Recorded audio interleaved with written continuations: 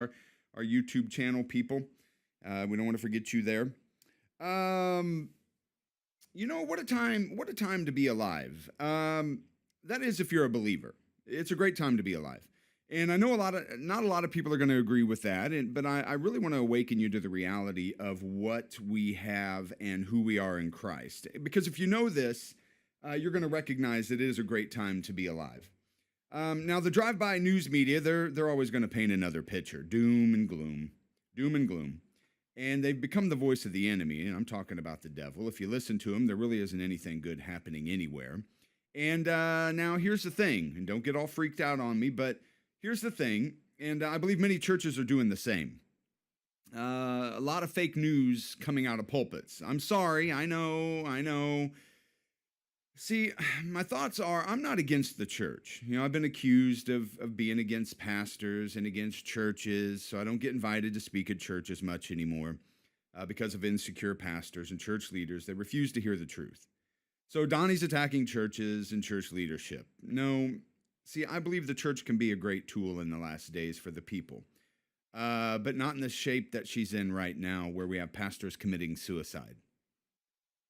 We have others too scared to tell the whole truth and nothing but the truth because they're going to lose their money. They're going to lose their people.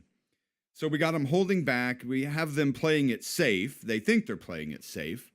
And so I call these things out in hopes that things are going to change in the church and the hearts of pastors before it's too late, because it's affecting the people. I care about the pastors, but more so about the people who have to sit there under that type of atmosphere. It's a toxic atmosphere, and it's very dangerous. I've watched the inner workings of this for over 2 decades. I was involved greatly with hundreds of pastors. I'm talking behind the scenes with them when they're being real, when they're being candid away from the audience, when they're sitting together and they're talking shop with each other. And it's toxic. It's dangerous. It's scary to hear them talk. When you hear a pastor call the people tithing units, that's not a good thing. When you hear a pastor say they don't know what they need, but I do, it's probably too soon to discuss what my father-in-law said to me in his dying breaths. He was a pastor for 32 years, and it was no secret he and I butted heads often. No, things got taken care of in the end, but we butted heads for years and years. and I'm not going to get into all that. But in an hour-long conversation he and I had alone in his living room, he kicked everybody else out, and he asked me to stay. And in that conversation, I'm not going to go into details other than to tell you, at this point in his life, with days to live, he was so regretful of the many things that he was too hard-headed to change. His words, not mine. Things he knew and wished that he had done differently, and I'm not going to go into the details for the wrath that I would probably receive, but it is sad to me. And people made it to where this man had to operate from a pedestal. He did. But the people made it that way. And the pressure was too much to bear, and he never felt that he could be totally real with the people because of the pedestal that he was placed upon. Oh, he took it. I mean, the blame, they can share the blame. But it wasn't all him. It was an unfair position placed upon a mere man, and I believe that it attributed to his death. I really do. But I'm telling you the truth of what I know, that the church better get its stuff together real quick, or she's going to be simply another building that people pass by in this day and age. God's not going to allow people to walk into a place that refuses to do what he has commanded them to do.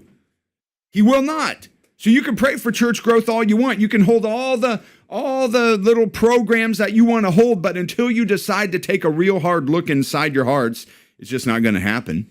It's not. So stop blaming the devil from keeping people out of your church. It's not him. Here's your wake-up call. I told you God resists the proud. We talked about that last week. He resists. He will resist you. That's what I'm seeing, is God isn't allowing the lost to come into a place that's going to hurt them or not meet the needs that they have. He isn't going to allow them to come fill your churches until we, and I'm not even talking about manpower, but spirit power, we have to be equipped for the job spiritually. Most churches have plenty of volunteers. I mean, I know they don't think they do. They never think they do. They always think they need more. That's fine. But if you had none and had spirit power, I think you can get a lot done. You really believe that somebody coming out of a homosexual lifestyle, feeling God pulling on their hearts, still got one foot in the world, needs to come to your church on Sunday and hear a 5-part message on serving in the church? Somebody who's going to commit suicide. Let's talk about volunteering again. You think they need to hear how they need to step it up or how they need to hear a 10-minute sermon on tithing every week? Is that what pulled you into the church? I'm asking. Could you not go back and think of what pulled you into the church? What was the message you heard? Was it your tithing message? Is that what pulled you into the church? Come on, we need to check up on some things. Now listen, I'm not angry. I'm not angry this morning. I know it sounds that way. It always sounds that way. But I sit here looking out this window in this studio, and I see people driving by, and I see the bar over there that people are already at. It's 11 after 10, and I see people already over here at the bar. At the bar, not the church. They're at the bar. Because the bar is offering them something that we're not offering. The bar doesn't require them to step it up and to do it. They accept them just the way they are. When they walk in, they make friends with these people. They help them out. And yet these same people that are sitting right over here outside my window don't feel like they can pull up to a church on a Sunday morning. So I'm telling you that there's the same feeling coming from pulpits today, and it's fake news. We may discuss that more. It broke my heart to hear that my father-in-law had to what he had to say at that time, and it made me mad because I tried for years. I was painted as the bad guy who was against the church and against the man of God. People forgetting that others are also men of God. Other people hear from God that don't hold the title of a pastor. That's a whole other thing, but he confirmed as he apologized to me, he confirmed that much of what I said was right, and this isn't about me being right. It's not about somebody being wrong. He did, and that's heartbreaking that he had to have this conversation with his dying breath. We may discuss it more at some time, I don't know, but I feel like I'm beating a dead horse on this. I'm tired of pastors and church leaders shredding me for trying to really help them. You can't even recognize help. But because they're too prideful to see it, I can't. I'm done offering that help. It's too much to do. There's too much to do. I'm doing it for the people. All right. Well, hey, we're in the second week of the John McCain funeral. I'm pretty sure this is about to become a series on Netflix, season 1, the McCain funeral. Is that too insensitive? Because I've never seen a funeral stretched out any longer than this one. Jesus got 3 days. That's it. This guy his funeral has turned into a political rally for the left. That's the problem that I have with this. And just this morning, they finally admitted it. CNN and some of the other news outlets finally admitted that truly it was a good rally cry for the left, this funeral. They're using it for political purposes. Forget the man. They're using it for political purpose. That's the problem that I have with it. I'm not a fan of him anyways, but really, did you notice who spoke at his funeral? The longtime Republican senator. Not Trump. Obama, Biden, George W. Not a fan, by the way. Joe Lieberman. All of them took swipes at the current president at a funeral. Even McCain's daughter had to use it to attack Trump, saying America was always great. You don't need to make America great. America was always great. Georgie Bush stayed quiet about Obama, but he attacks Trump. The left is loving that Trump was not invited along with Sarah Palin, who McCain drug along with him in a failed run at the presidency. She didn't get invited, like it was her fault. They did the same thing at Aretha Franklin's funeral. The iconic singer took the opportunity to bash the president at Aretha Franklin's funeral. You guys are out of control. You are out of control. Now the Kavanaugh hearings, they're trying to get the Supreme Court justice confirmed in there. And I mean, this has just turned into, this is the most ridiculous thing I've ever seen. I think I read something this morning that said they interrupted him. On average, they interrupted the hearings once a minute. One time a minute. They had to arrest people in the room. They had to usher his daughters out of the room because of the things that were being said to the man as he's sitting there. No. These people will sell their own grandmother off to get to Trump. 2 high-profile funerals, and both of them turned into an attack on the president. Is that not alarming to you people? Seriously, that anything now is going to be used to attack the president? Funerals, we're going to use funerals now. And yet with all that, consumer confidence skyrockets to its highest level in the 21st century. How about that? People aren't buying it. We're not buying it. These politicians say they're in Washington for us, to work for us, and yet they're not paying attention. We're not buying your lies, people. Wake up or we're going to have us another tea party coming soon. By the way, don't forget Obama went golfing on the day of the Supreme Court Justice Anton Scalia's funeral.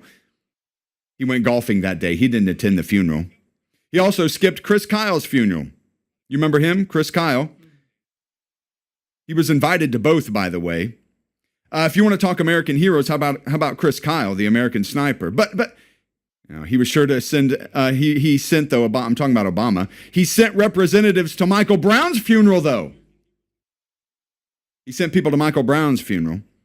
The economy has grown 4.2% in the second quarter. These are numbers you can't deny.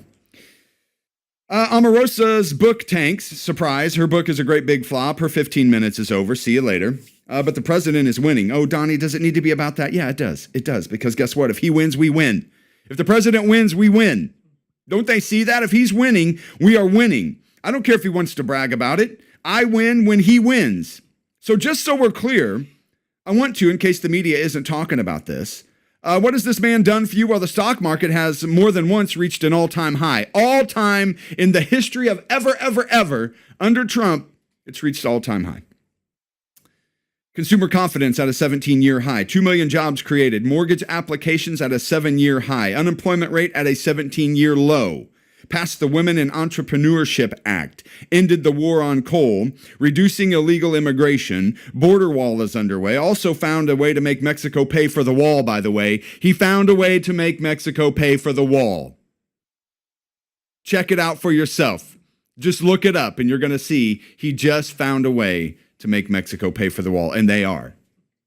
They are. For all you that mocked him, all you that thought he was an idiot, all you that thought, and he reduced the cost of the F-35, sanctioned Iran instead of giving them billions like Obama did, going after MS-13 gang, signed legislation to protect police officers, also religious freedom. He's fixing the VA, which he gave $400,000. He gave his salary to the VA, to part of the VA, combating human trafficking.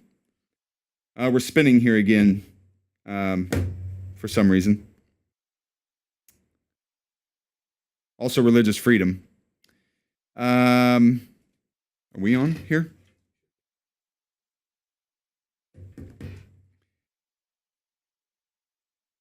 Food stamp usage is at a 7-year low. Donated his salary, met with North Korea. Jerusalem is recognized as the capital of Israel. Signed 130 new bills into law. So much more. So much more. But if this wasn't, I don't know.